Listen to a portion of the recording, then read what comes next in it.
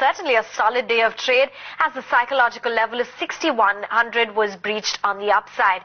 We tapered off and nonetheless ended rather flat, so it was in the green for the Nifty at 6084 ahead of the IIP and CPI numbers. Broader markets really no show for them as they ended absolutely flat and they vacillated between a very tight range of close to 40 points. Capital goods all the way and oil and gas really provided support to the index. Metals, they lost quite a bit of sheen, and FMCG erased all of the day's gains to end as one of the biggest losers. ICICI Bank as well as GAIL India supported the index.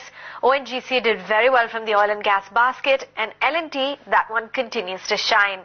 On the result front, BPCL put out its Q3 loss of 1,089 crore rupees, and it was pretty much in tandem with what we were expecting. The net sales growth came in at 64,734 crores, up by close to 4%.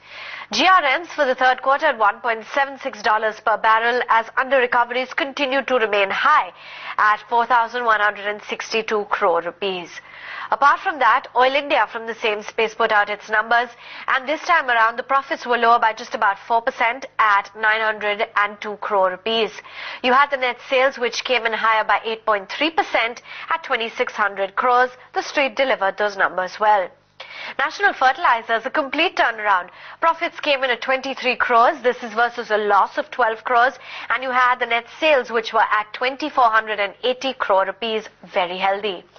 Island Express Transportation was in focus as it put out its numbers as well, and pretty decent in terms of the profit growth at 110 crore rupees, and the net sales were up almost 12%, so very healthy for the company.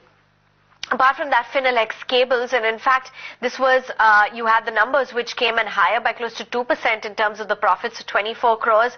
The net sales were up by 5.6%, and the management said that it was quite a slow quarter, but expect the Q4 earnings to be better as business is doing well, and they will generate strong revenues of close to 10 to 12%. The street really didn't buy into all of that, down by 6%. Apart from that, Reliance Industries, remember, it hit back at the Delhi Chief Minister Arvind Kejriwal, saying that the state of the government's complaint on the gas contract is absolutely baseless. The stock revived after yesterday's downtick. Apart from that, Tata Steel topped the losers list. You had the higher tax expenses that really weighed heavy on the profits for the third quarter. But you did see an uptick in the European business and better product mix, which helped it register a strong top-line growth of over 14%. The stock was very weak in the session. Asian Paints, you have the block deal of 1,050 crores and 2.1 crore shares as per that block deal according to sources. And apart from that, Automobile Global gave a big thumbs up to the news of the open offer. The promoters will be making that for 1.19 crore shares. That's close to 10% equity at 40 rupees per share, and the counter was very active in the session. Tata Steel, one of the big losers as we already flagged off. Ken India dwindled in trade. Maruti and ITC2 lost out close to 2%.